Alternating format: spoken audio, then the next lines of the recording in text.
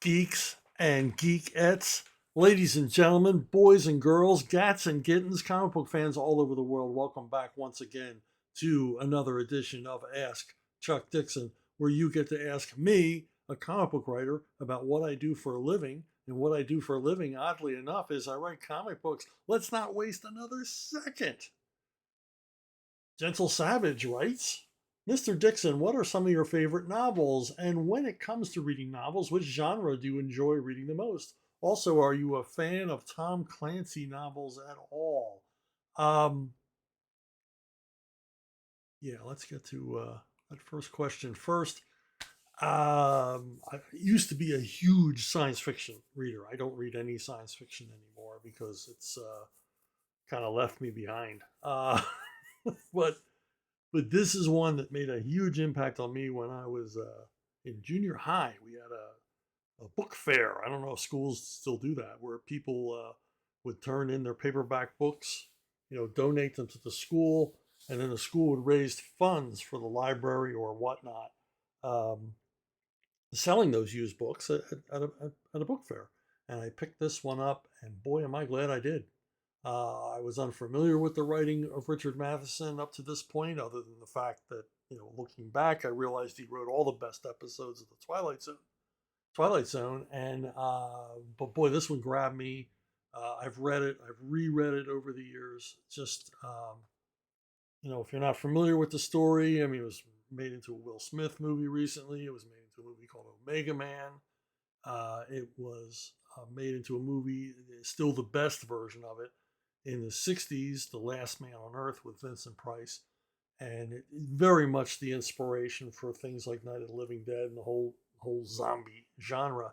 Even though in this novel, the dystopic world of the near future is ruled by vampires. Vampires have taken over the planet as the alpha predators. And Richard Neville, a scientist, a biologist, a pathologist, is the last man, as far as he knows, on Earth, and he is surrounded by hordes of vampires trying to show up at his house each night and kill them. And then each day, he goes out and kills as many of them as he can. Just a terrific page turner of a book. And it's basically a horror action sci-fi thriller, but it's also got quite a bit on its mind about the human condition, and shocker ending, just a terrific ending that will stay with you the rest of your life. Cowboy and the Cossack is another favorite novel. Now, I've read hundreds and hundreds of novels. I'm just off the top of my head here. Claire Huffaker, experienced Western writer, wrote a lot of great TV Westerns and a number of excellent Western films, including the Comancheros, great John Wayne flick. Cowboy and the Cossacks plotline is so simple and so elegant. During the time of the Tsar, a fortress in Siberia, the people there are starving, and they're not going to last the winter unless they get sustenance. And someone comes up with the idea of importing Texas Longhorns from the United States to Siberia.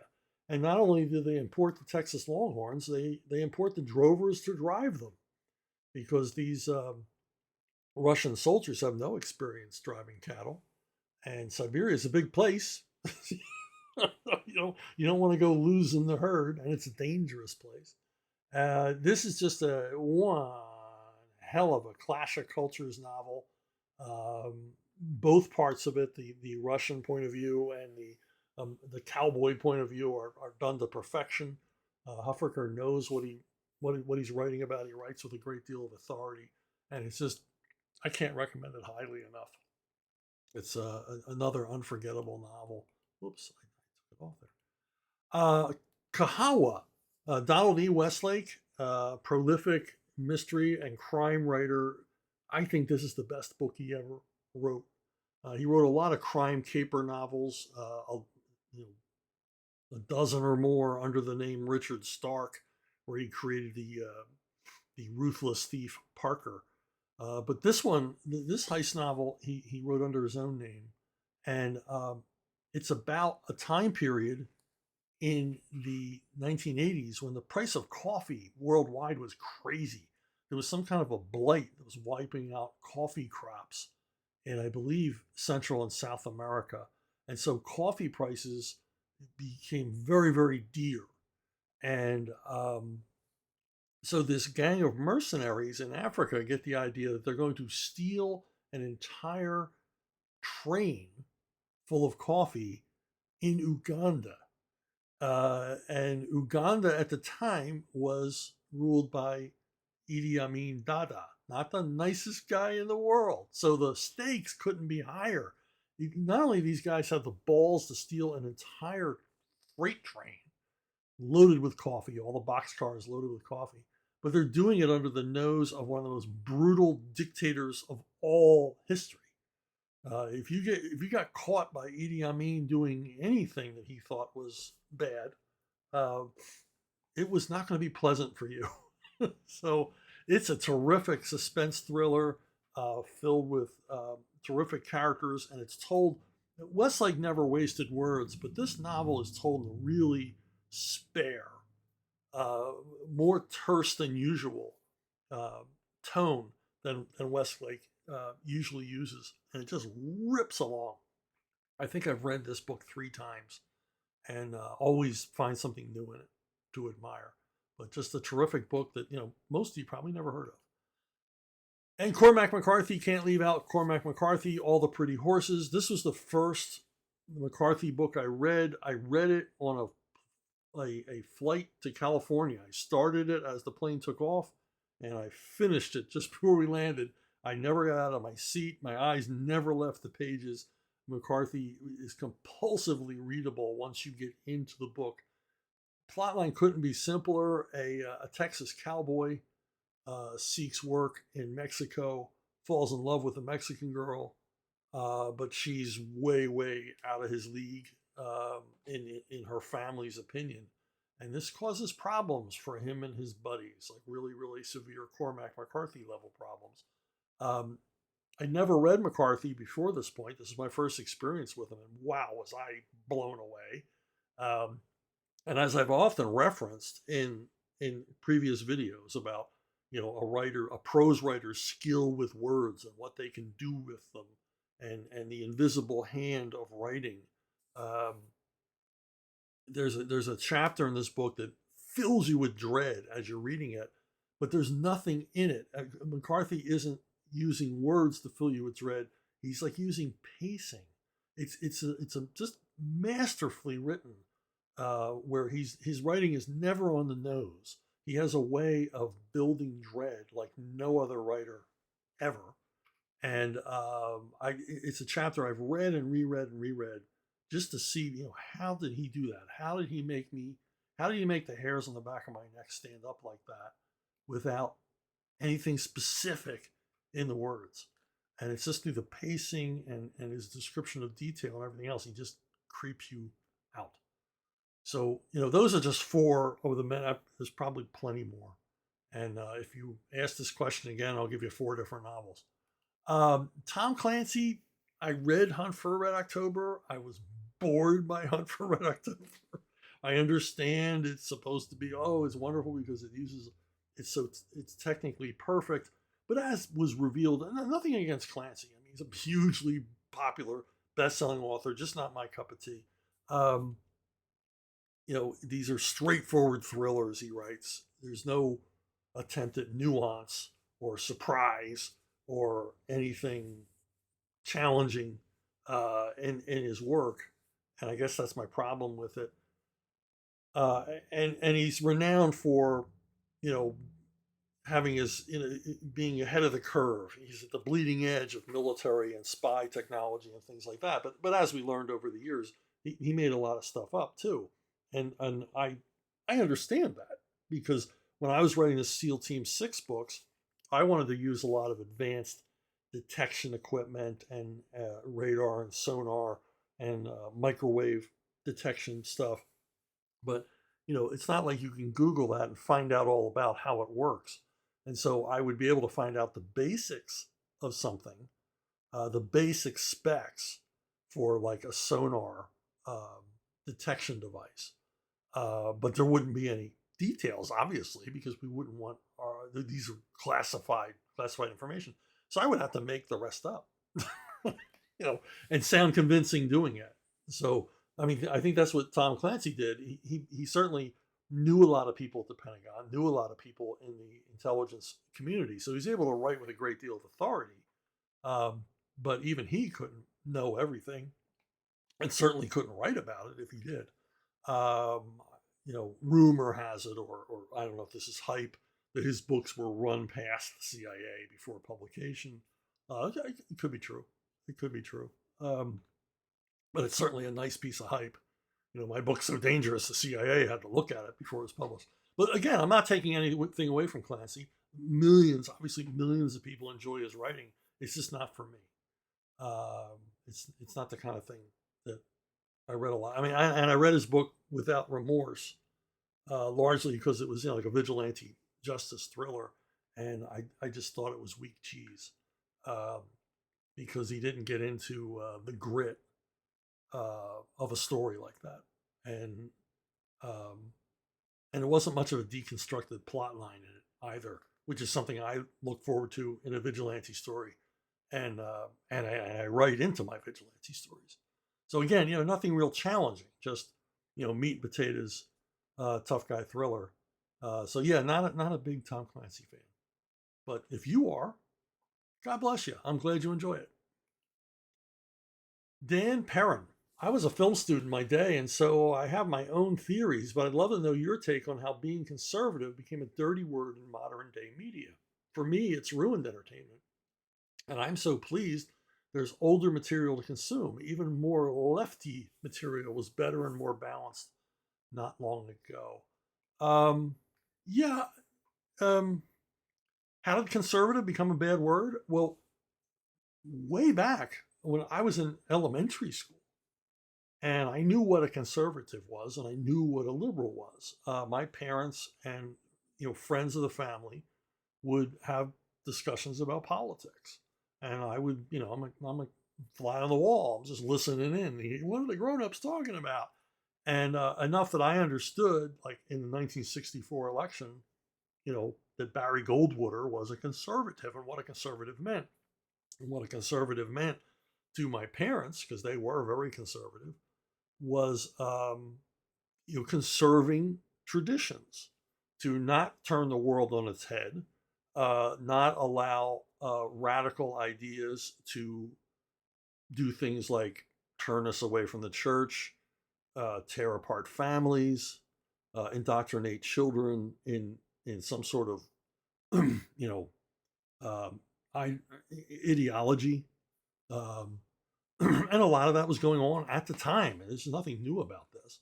And I remember in elementary school, I think it was sixth grade, one of the kids asked, what is a conservative? And the teacher answered that the conservative is someone who wants to turn back the clock. They want things to go back to the way they were, like back to the days of slavery and open racism. and think, and I'm a sixth grader. I'm not going to argue with the teacher. I really didn't have the wherewithal to argue with. I was not. I was a good one for arguing with teachers, but I wasn't on firm ground. This wasn't in my wheelhouse. I didn't really know how to respond to that, but I knew it was wrong, because my own parents. So that was the beginning of this teacher came out of a school where they taught her that conservatism bad, liberalism good, and it's not a hard argument to make to children. Liberalism, we're going to give everything away and everybody's going to be happy, and conservatism, we live in a dangerous world, and we got to watch our backs, and we got to make sure that our traditions, the building blocks of our society, are intact, remain intact, are conserved. But it's not it's not the way they were presenting it. And we see this everywhere, that in education, generation after generation was taught conservatism is bad. Liberalism is kind and loving and giving, which it's not. And conservatism is bad. It's a bad thing. So conservatives got whatever awful thing you can think of was applied to conservatives. And when I got out into the world, particularly at DC Comics, it was readily known I was a conservative. We would talk about things and I would give my opinion, and it was pretty damn obvious where I stood on the political spectrum. But assumptions were made about me that weren't true. That it came along that if you were a conservative, you were also a racist, you were also a homophobe, you were also all these other awful things. You were a warmonger, which couldn't be further from the truth. And all of these things got applied to the point where people would react to you based on these assumptions rather than what you actually believed or actually said. I actually had an editor who I was very close with and friends with said, I don't know why I like you, because I was a conservative. How could you, and it's like, I don't think that way. I don't. And when you're talking about lefty entertainment that was good, I don't care the opinions of the creator who created the material I'm enjoying, the entertainment material I'm enjoying. I just judge the entertainment medium on its merits. I enjoy a lot of movies, and particularly music, created by people that I would never agree with. We would never vote for the same people. We would never agree on policies or the future of the country or even the past of the country. And but I can enjoy their work on its own merits as long as it's honest, as long as it's an honest portrayal and not propaganda. And there's plenty of examples of that. But like I said, I would have people in the comics industry openly tell me or openly accuse me or just assume that, I hated gay people, that I was a racist, and all because I was conservative. And conservatism has nothing to do with that. At its basis, what is a conservative? What do we believe? We believe in lower taxes, smaller government, a strong military, and personal freedom. And that's for everybody. I don't care if you're gay, straight, black, white, yellow, brown. We want that for everyone. And I think that George Bush did us a disservice when he started talking about compassionate conservatism. I think conservatism is compassionate in the way that your parents are compassionate when they tell you no, or send you to your room, or give you a timeout. They're trying to teach you something. And just, never saying no and being nice and giving away things and pandering to people, in the end, that's not a kindness. As someone once said, you don't make someone stronger by carrying their burden for them. But yeah, I mean, that's basically the misconceptions about conservatives that are rampant in the media today and in politics today come from our education system. It's like the old song said, you have to be carefully taught, and that's what they did. Okay. Next up, JDC, Mr. Coates. Chuck, you've talked about your writing process over numerous videos. I also understand that in reality, you are always writing, if only in your head. But I have a question about when you actually sit down and write. Do you have a daily disciplined block of time to write? Do you prefer to work daylight hours or night hours? Also, do you find it re-energizing to take a couple of days, weeks off from writing, then come back to it? Or do you prefer to power through writing till you complete a specific assignment? Yeah, I don't take a lot of time off. I recently took a month off, and that's the first time in close to 40 years I took any significant amount of time off. And quite frankly, it's because I got a little windfall of cash, and I thought, well, I don't have to earn anything this month or next month. So I just took a month off. I went up north and visited family, read a bunch of books, watched a bunch of movies, exercised a bit more, and all that stuff. A little bit of staycation, a little bit of traveling, and I didn't really need it. And while I was away, as you say, I kept writing in my head. I kept thinking of things. As far as a set schedule, I get up in the morning, I exercise, I have breakfast, and then I go into my office, my home office. And I recently read a book of interviews by Carl Barks, and basically his day was like mine, where he would warm up. He'd just warm up, sitting there thinking or doodling or whatever. And it really wasn't until 3 in the afternoon that he got down to it. And then he would work into the early evening, say, 7, 8 at night. And that's generally how I do it. If I'm on a roll, like currently I'm writing the next entry in The Horseman for the Rippaverse. And I really got on a roll this week. And so I was getting an earlier start because I knew what I was doing. I knew where the story was going and ended my days earlier. So it's really up to me. I know writers who write all night, but once you have kids, you really can't do that. And it's not fair to them. You got to be around for them. So I never really got into that habit of staying up all night. Now, when I didn't have kids, way back when I was writing things like children's books and illustrating children's books, yeah, I was an all night guy. I mean, I never saw the sun. I just start, working in the late afternoon and work till dawn and go to sleep. But don't do that anymore. So yeah, it's kind of a regular, irregular schedule. I don't work on weekends. I will occasionally take a Zoom call, but but I don't work on weekends. Okay, Ace Mowick.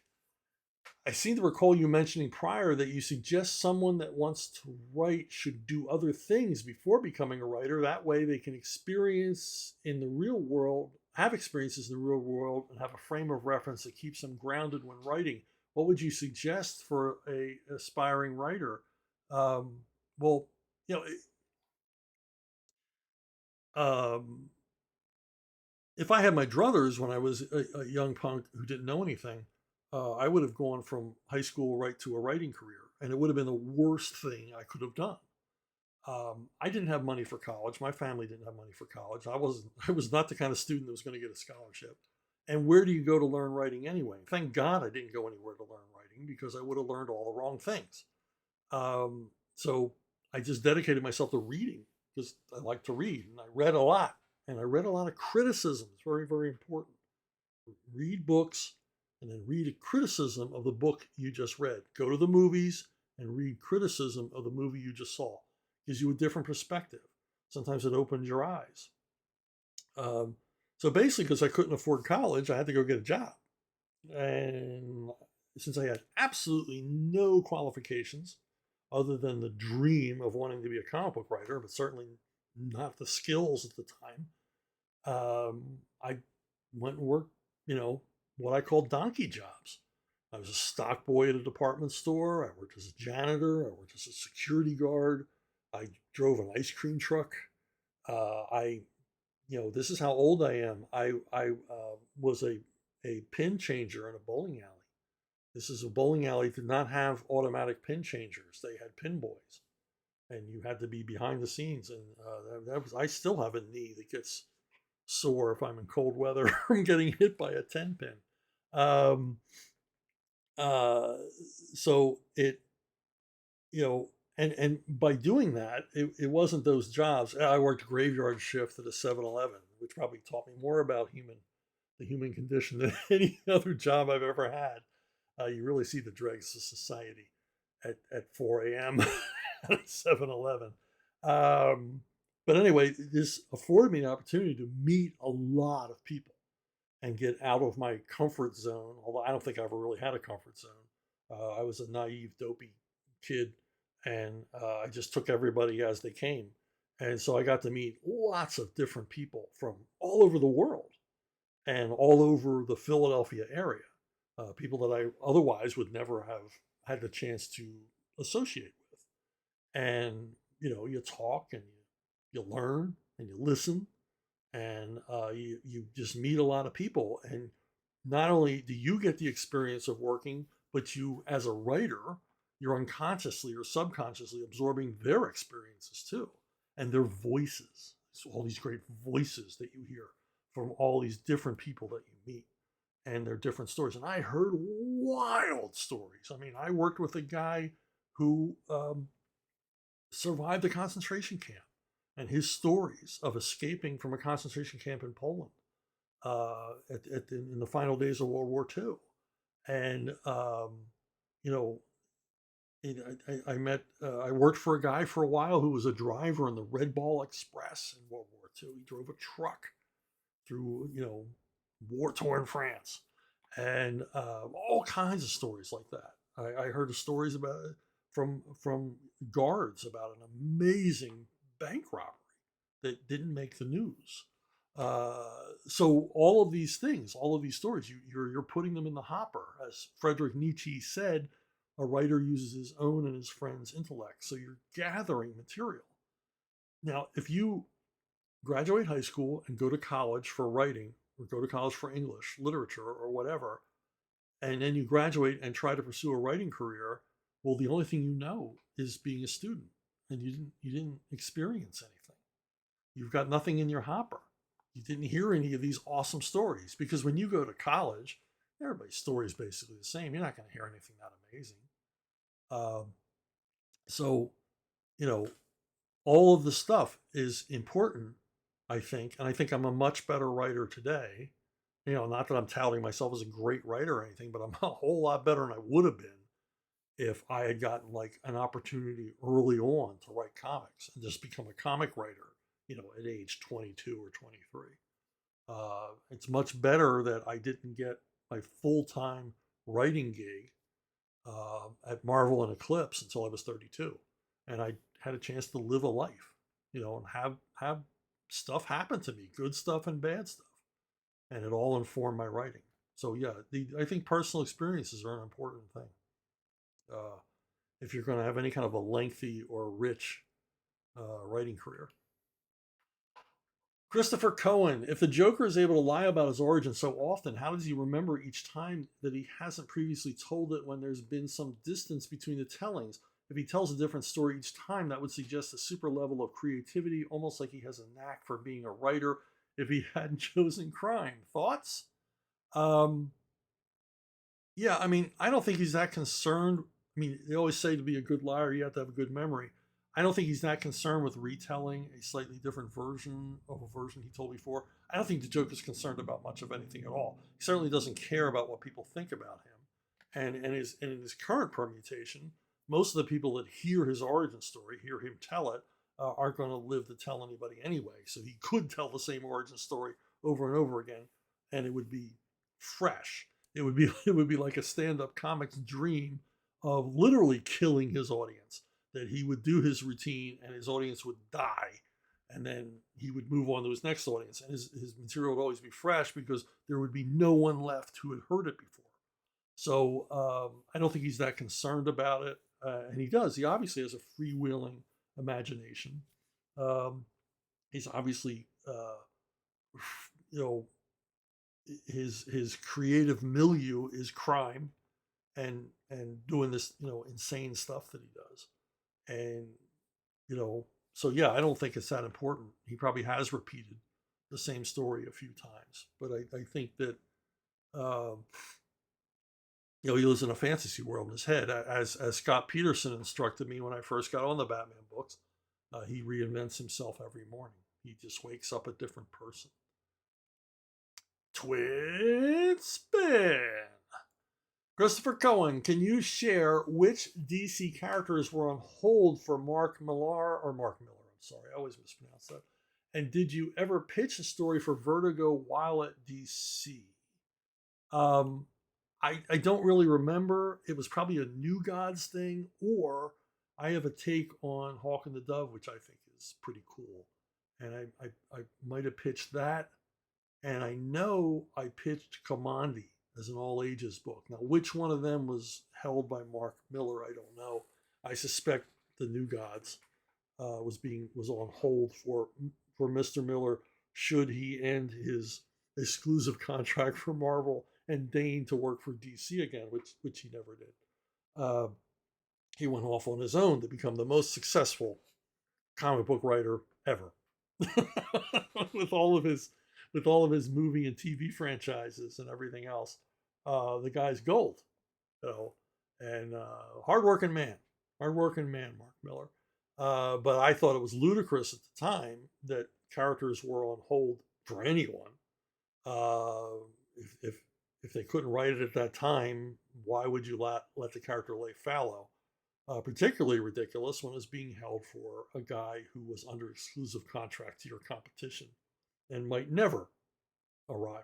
Were you going to hold that out? Like, we can't pay you more money, but you can write The Challenges of the Unknown if you come over here. We'll give you free reign as an inducement. Now, did I ever propose anything to Vertigo? Yes, for some reason, Axel Alonso took me upstairs to where Vertigo was to pitch. And I never directly pitched to Karen Berger because I think she didn't like me for reasons, detailed in one of my previous answers. She had a lot of assumptions about me and didn't want me anywhere near the Vertigo thing. But Axel Alonso had me put together a proposal for a couple of things anyway. And one of them was called Lady Sin. It was a pirate story. And I was hoping I'd get to work with somebody like Phil Winslade or one of the, Vertigo had an awesome stable of terrific artists working for them regularly. And I pitched this miniseries called Lady Sin, which, was rejected out of hand and later became El Cazador. I kept the basic principal ideas of it for when I did my pirate book at CrossGen. So, never waste an idea. It's basically it. Subscribe. Have you subscribed? Please subscribe. Have you subscribed and maybe have been unsubscribed? Because YouTube seems to be doing a lot of that. Check it out. See if you're still actually subscribed. Okay, twin spin. Why is there a twin spin? There shouldn't be a twin spin here. R.B. Probst. I've seen it said that Hollywood shouldn't remake popular movies. They should only remake bad movies, thus giving the concept another shot. Given that premise, what, in your opinion, bad movies would you like to see remade? Yeah, you're right. I mean, sometimes you get a movie, it's got a terrific premise and just a horrible presentation. The follow through is just simply awful or dated. I would pick Logan's Run. It's a futuristic story based on a novel, and it's about a society where, in order to control the population, everyone when you reach your 21st birthday, you're executed in this ritual called the carousel.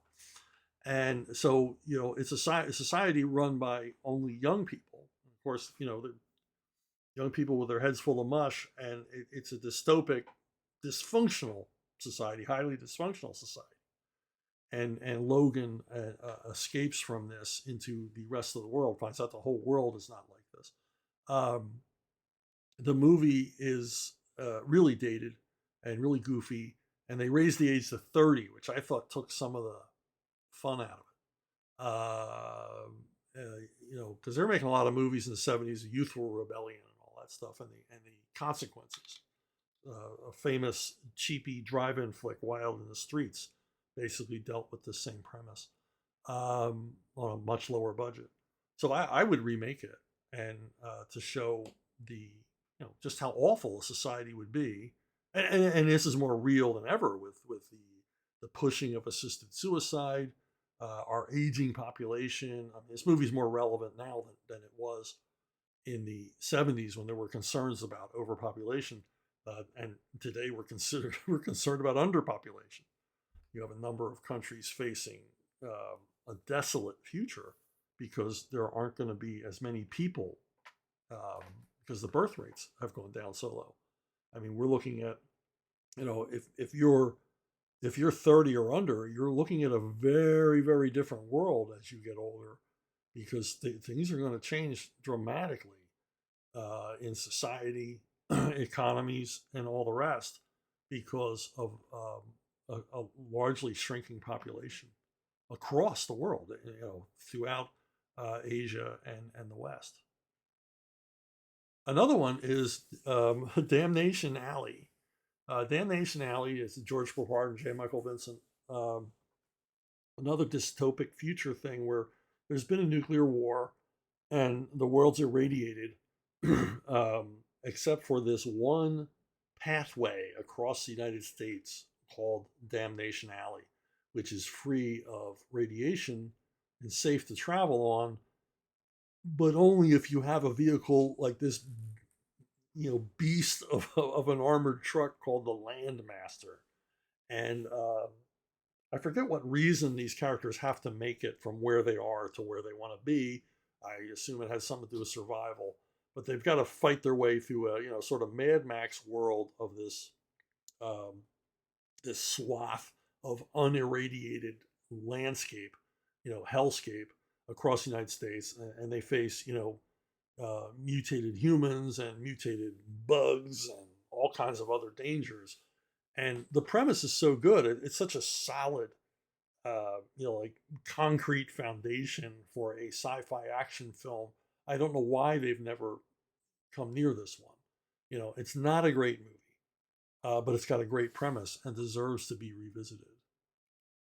Um, uh, Bonfire of the Vanities was a disaster. It was a disaster at the box office. It almost brought down an entire studio because it bombed so badly and it cost so much money to make. And it's Bonfire of the Vanities is based on a Tom Wolfe novel about uh, basically the changing face of uh, racial injustice in America, and how we can see the fruits of it today, where our society is being turned on its head uh, by shifting concerns about racial equality and equity and things like that. And in it, the Tom Hanks character is a guy. He's a Wall Street guy. He's what's called a master of the universe, and he makes a fortune on Wall Street. And he lives in this fantastic Park Avenue apartment with his wife Melanie Griffith. And it's all wonderful until one night he gets lost on the Long Island Expressway, gets off at the wrong exit, and he gets involved in a hit and run with a young black kid. And the total deconstruction of his life as he's fed into the jaws of the media and the New York justice system. Um, it's a terrific story and really should be remade as a mini series on Amazon or Netflix. It's The movie was a mess. They handed it to Brian De Palma. This was not the kind of movie Brian De Palma should have been given to make. He got really, really indulgent with the budget, and just blew the schedule, blew the budget out of the water with just crazy demands and insane shooting schedules. And I think at one point there's a whole book written on this. I think it's called The Devil's Candy, and he blew $500,000 because he wanted this shot of the Empire State Building. He heard that if you at a certain time of day you could look past the Empire State Building and see airplanes at sunset landing at JFK. And they spent weeks setting up that shot for what appears on screen for seconds. It cost $500,000 for just literally 48 frames of film. And things like that, and a woeful miscasting and race swapping. The Bruce Willis character he plays, a reporter, was originally supposed to be an alcoholic Englishman. Morgan Freeman, his character, he's a judge, was supposed to be played by a Jewish guy, and it's very, very important in the story that he be a Jewish guy in Wolf's version. And just a mess of a movie, just a horrible, horrible waste of everyone involved, and really deserves to be revisited. Kane Dor In today's ACD, number 204, you spoke about SEAL Team 6 novels and indicated you basically taught yourself how to write a novel while writing them before moving on to your own work, beginning with Bad Times. Can you talk more about teaching yourself how to write a novel? How did you start off approaching novels? What were the biggest challenges in learning to write novels? What surprised you about your journey and any additional insight along these lines?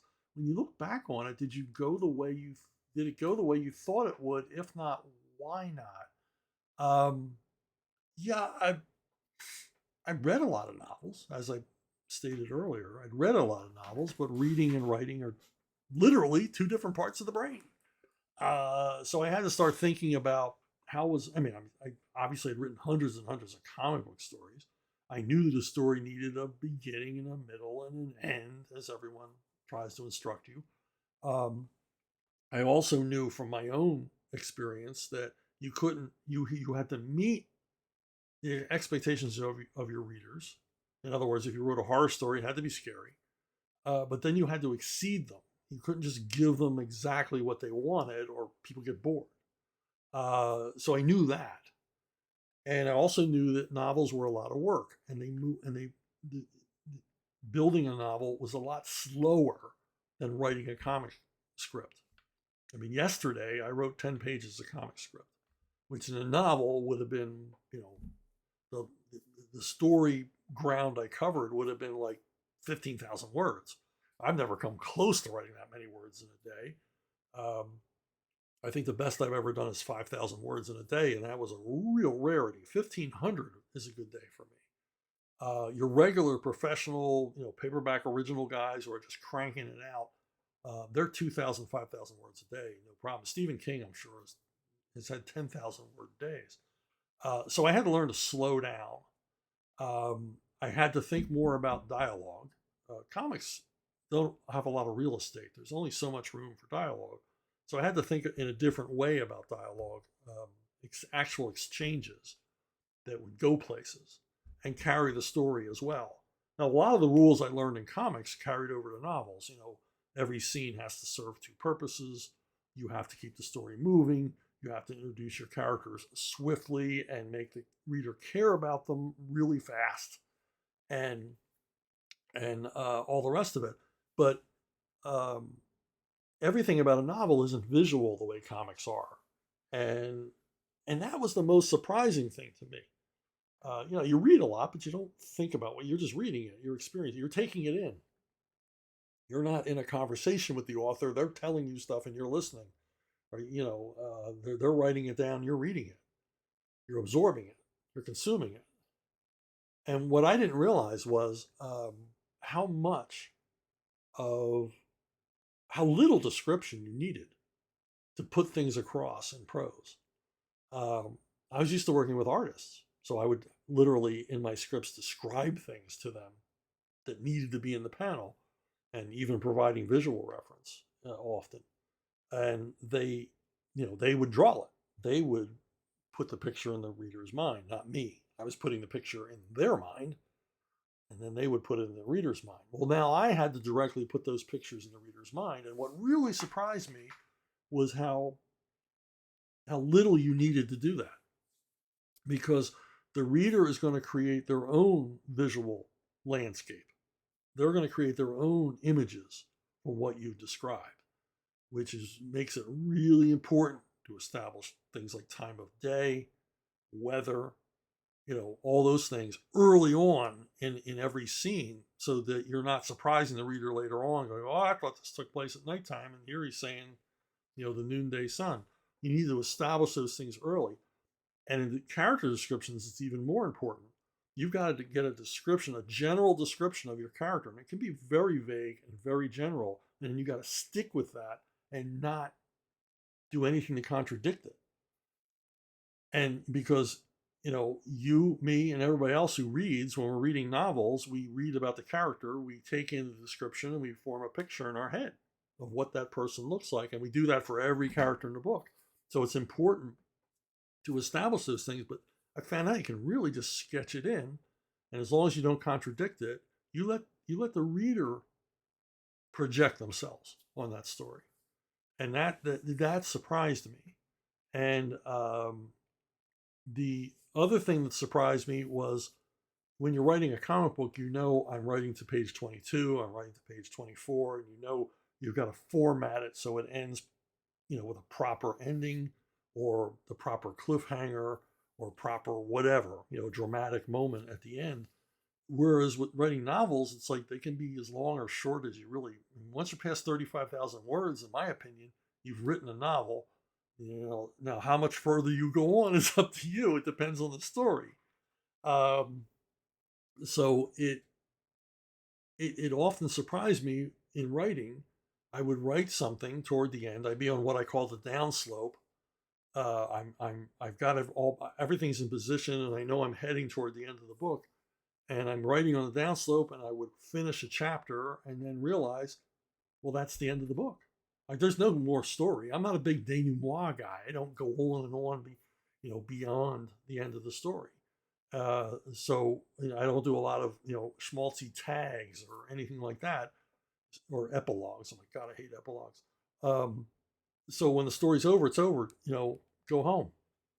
And that surprised me. I would get to the end of this chapter and go, yeah, there really isn't anything else to write. There's nothing else necessary. This is a really good place to stop. I think readers will be delighted by where I've stopped this book, even though this morning when I started writing, I didn't realize I was going to be done today. And that's the thing that really surprised me most of all the things. But it's all about building a plot, and it's all about, I think I talk about this later on, that middle passage, which is the toughest part of writing a novel. And here we go. Got some writing tips for getting through the middle of a story you're working on. Yeah, you can't just have, let's use a quest story as an example. You can't just have 16 chapters in the middle of, and they walked and walked and walked and walked and walked and walked some more. You've got to have stuff happening. Now, in Lord of the Rings, we know Frodo and Sam have to, and they've got Merry and what's his face along with them. They have to go from point A to point B. They got to go from the Shire to Mordor, and they've got a mission, and we all know what the mission is. Well, now you got to deconstruct it, and you got to throw in complications and challenges, but not just things that are obstacles in the way.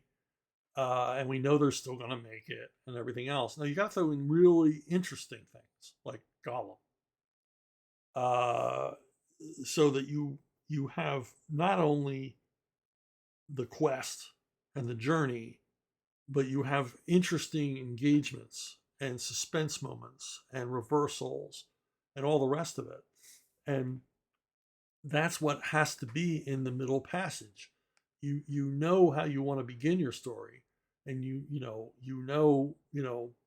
Ishmael's going to show up in the whaling port and become a crew member on the Pequod, and the crazy captain is looking for the white whale, and you know that eventually they're going to find the white whale.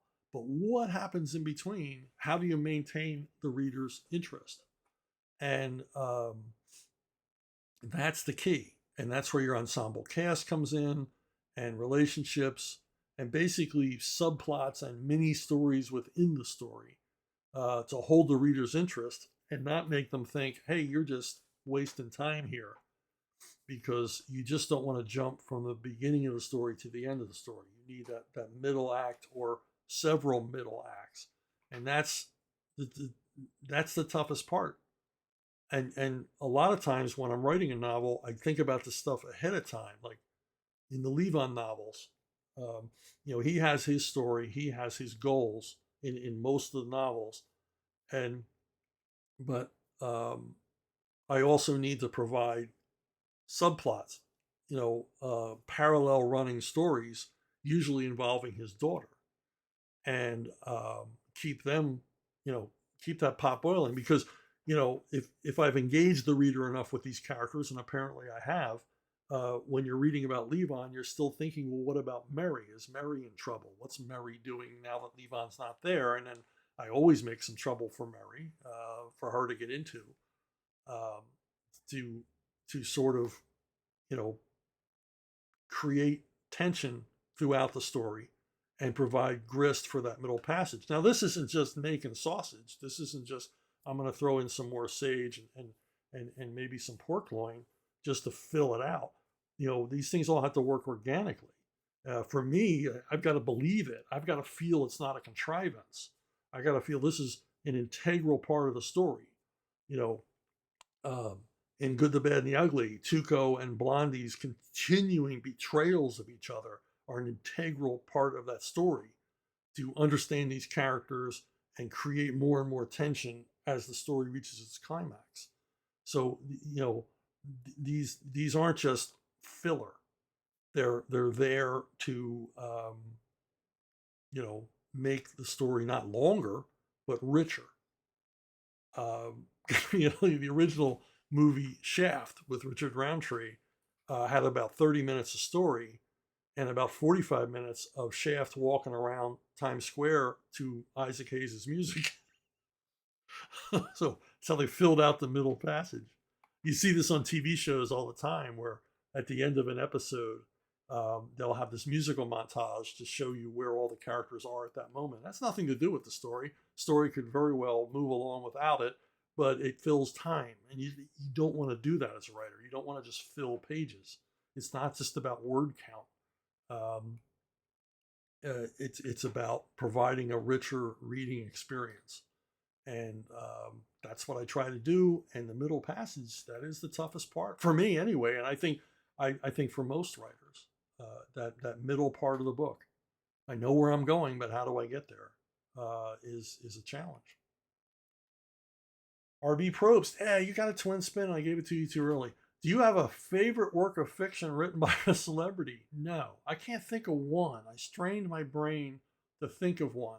I do have a least favorite work of fiction written by a celebrity, and that is Budgy the Little Helicopter.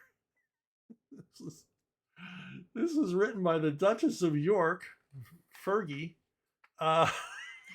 and my wife and I we read all the time to our kids. Every night we read to our kids, and it was Dr. Seuss or The Stupids Die or any number of really, really terrific children's book authors, with the picture book and all that stuff. And we even got where we were reading them comics. Hysterically funny. My wife reading Johnny Romita era Spider-Man to the kids. She'd never read them before. And just appalled at some of the dialogue. Anyway, our kids generally had good taste in children's book literature. They really, they liked the good stuff. And but for some reason, our oldest loved Budgy the Helicopter. I don't know where we got this book or why we got this book, but he loved it. And we never let him know there were sequels. And he wanted it read every night for months. And it is just saccharine crap. It's just awful. And nothing against Fergie, but the weirdest thing about it is if we would try to edit it, because we knew the book by heart, if we would try to edit it, like leave sentences out, my son would go, "Yeah, but what about?" And he would have to read the line anyway. So after a while, we stopped editing and we just read the whole thing like robots. So, but hey, if you have kids, you got to read to them. Twin spin. Yeah, see, there was your twin spin. I had the one too early. Now with 10% more Ignatowski. Ignatowski's back with, if you could pick a cartoon series to write a monthly comic book for that you haven't done yet, which would it be? Hands down, the Jetsons. I would love to write a regular Jetson series. First of all, I love the Jetsons. It's the only Hanna-Barbera product that I like, that I think was smartly written, at least for the beginning. It gets stupid toward the end of the first season. I think at the beginning of this series, Hanna-Barbera were so busy with the Flintstones, the enormous success of the Flintstones, that they kind of left the Jetsons to a creative team to create, and then later in the season got involved. because there's definitely a decline in quality on the series. But boy, I love the Jetsons. It's smart and funny and goofy, and also, unlike any other Hanna-Barbera series, has a sort of a hint of a dark side to it. We learn in one episode there's a curfew, and that the robot police enforce. I always that kind of stuck with me. There's a number of other things, about George's life. George was so desperate to keep his job that it makes you wonder, well, what would happen if he lost it? So largely, I would like to write about the Jetsons, about the silly predictions of the future, um, and told from a '50s perspective, but also kind of move it up into the '80s perspective of the future, and present lean into that darkness a little that was hinted at in the original series, and how would George react to a road warrior type situation or a total recall type situation, and largely make the Jetsons into a parody of other science fiction franchises. I mean, it's perfect. It's perfect for that, and I would love to do it. I would love to. I've written one Jetson story back when DC was doing a lot of Hanna-Barbera stuff. I got to write one story for the Jetsons, but I would love to write more and really um, put the family through the ringer. Judge Dredd. I mean, come on, a Judge Dredd parody with the Jetsons. I mean, hysterical. Triple spin. Oh man, I missed the question here. Where's the question? There it is. Do you think the reputation of the sequel always being worse than the original might have less to do with sequels being inherently more challenging to write than the first installments, more to do with people in the film industry phoning it in once they got brand recognition? Um, I think what you got going on here. Hold on, I am really messing up the images here. Okay, yeah, let's take the Die Hard franchise. Okay, you get Die Hard, the first movie, everybody's wild about it, enormous success. It's different. It's a different kind of story. It's got all the elements of a popcorn flick, crowd pleasing flick. I saw it the week it opened, and the audience went crazy. Uh, you know, and good movie. But then you get to Die Hard 2, and Die Hard 2 takes the same premise, and then the movie's too self-referential. It doesn't build on the characters. It simply retells the first movie in a different place and time. And coincidentally, all the same characters are involved, and it's just a little too much. It's way too contrived. Not to say that the original Die Hard isn't insanely contrived in places, but you forgive it because it's fresh and it's new and you've never seen it before. In Die Hard 2, we have seen it before. And the movie even makes a mistake of referring to the first movie within this movie. Like, how could this be happening again? And you're sitting in the audience going, yeah, how could this be happening again? How could, you know, John McClane and Holly be in trouble once again? How could the same reporter who gave them crap in the first movie be on the same plane with Holly, who just happens to be landing at this airport taken over by whatever? And there's this it's a Stephen D'Souza script, so it's too jokey, it's too over dramatic. Um, the lines are just handedly delivered. Um, the stuff in the control tower is cringeworthy when they're talking jargon in the air traffic control tower. I mean, I forget the actor's name, but when he has to say, rack 'em, pack 'em, and stack 'em, it's like, oh my God, this is horrible. This is horrible. The movie's full of contrivances, coincidences, and requires John McClane to have near super heroic invulnerability to even have survived the experiences of the movie. And this is the excess of a sequel. They like the stuff in the first one, so we're just going to do more. We're just going to pile more layers of crap on this, and they'll love it. And of course, that's not what happens. Now we get to Die Hard with a Vengeance. You see the return of John McTiernan as director. He directed the first one. And it's like a return to sanity. And it's what a sequel should be. And I've preached this over and over and over again. If you watch these videos, you've heard me say this over and over again.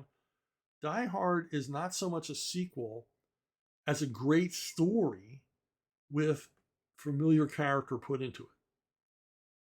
Die Hard with a Vengeance would have been perfectly fine as a standalone movie without John McClane. You could have created a new, washed up, burnout character to play the lead.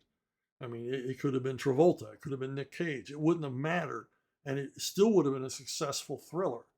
But what we have here is a terrific thriller movie, and you put John McClane in it so that we're, our expectations are raised, our curiosity is raised. How's he going to deal with all this stuff?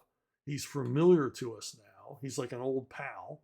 And it's a much, much better sequel than Die Hard 2. And it's the best sequel in the franchise. And for my money, one of the best sequels ever made.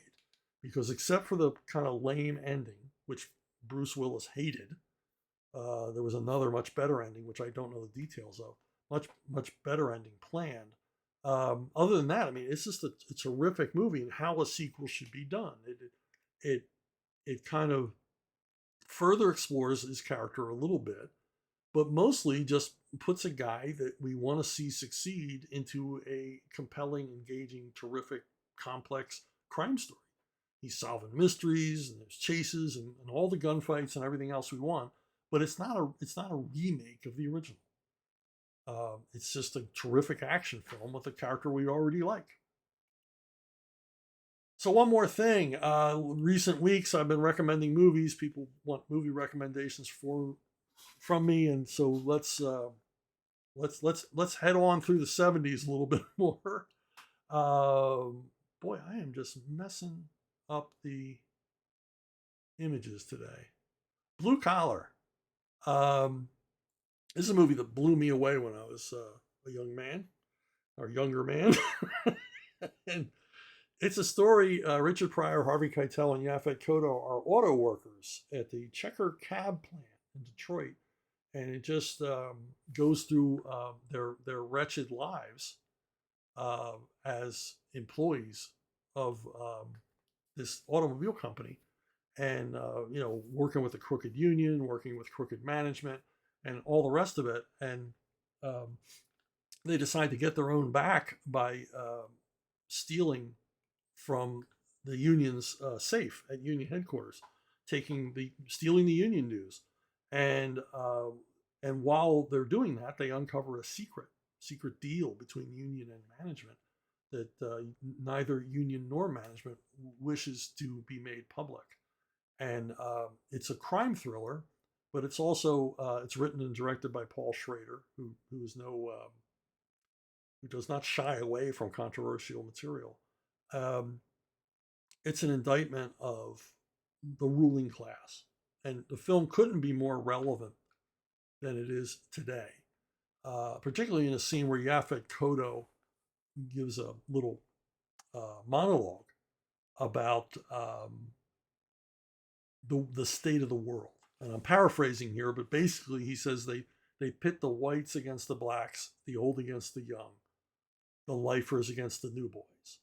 And it's all, to keep us down here and not, going up to the plantation and taking them out.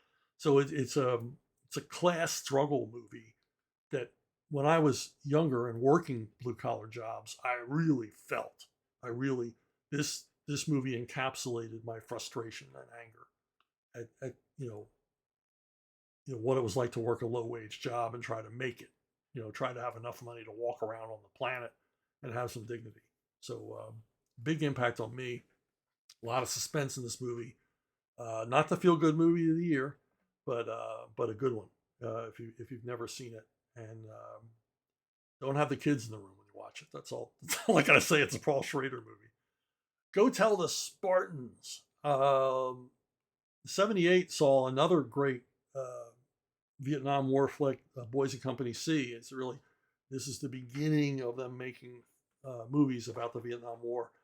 This one is largely just an action flick. Burt Lancaster in the lead, um, and it's, you know, the Time Warren story that I love, the beleaguered outpost, the forward operating base that doesn't have enough weapons, doesn't have enough ammo, doesn't have enough men to keep the enemy away from them, and you know, things just go to hell across the course of this movie. It's a pretty solid war action film, and of course, being about Vietnam, it tries to be a little bit deeper about the nature of war, and a little bit more of the anti-war elements in it that were typical at the time. And strangely, also features Craig Wasson in the cast because he was in Boys and Company C as well. So he was, you know, 1978. He spent most of the year in uniform, but it's a good one if you can find it somewhere. Going South. This was a Western produced and I believe written and directed by Jack Nicholson. It's a Western comedy, but it's kind of cool. It's kind of like a lot of the other 70s Westerns that tried to be as realistic as possible, to present as realistic a portrayal of the Old West as possible. And this one succeeds. The basic story is Jack Nicholson's going to get hung for horse thieving. And on the gallows, he is offered a choice.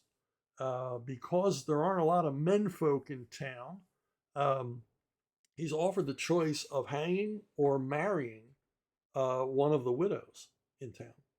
And he opts wisely to marry Mary Steenburgen. And this is Mary Steenburgen in her first film. She was in Jack Nicholson's Discovery.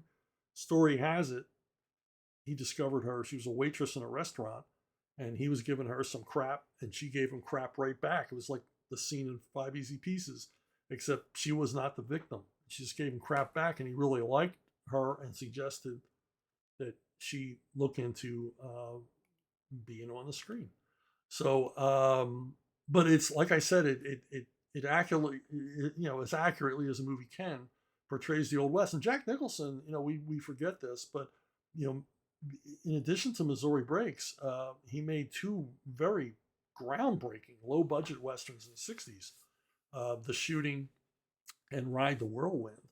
So he's a big fan of the genre, and he appeared dozens and dozens of times in TV westerns as you know, ne'er-do-well creeps that he was so good at playing. And then the film also features some terrific character actors, including Christopher Lloyd and John Belushi in his first big screen appearance. So it's worth checking out. It's a funny movie too. Why am I messing this up so bad? So anyway, yeah, I didn't want to show that either. There we go. Hey, if you want to contact me, we had some questions about where to contact me, where to submit questions. You can go to brunobookstore@gmail.com, brunobookstore@gmail.com, and that is the best way to reach me. I check it a number of times a day, and I will not miss your questions. That's where every question today came from. And you also, you'll get on my email list, which I don't think is a bad thing. Oh, man, I'm messing up the images today. What am I doing wrong? Anyway, that's it for this week. Thanks for listening. Thanks for watching. Thanks for subscribing and liking, and spread the word. And let's grow this audience a little bit so that I can answer questions from everybody who has one. Okay, I'll see you all down the road.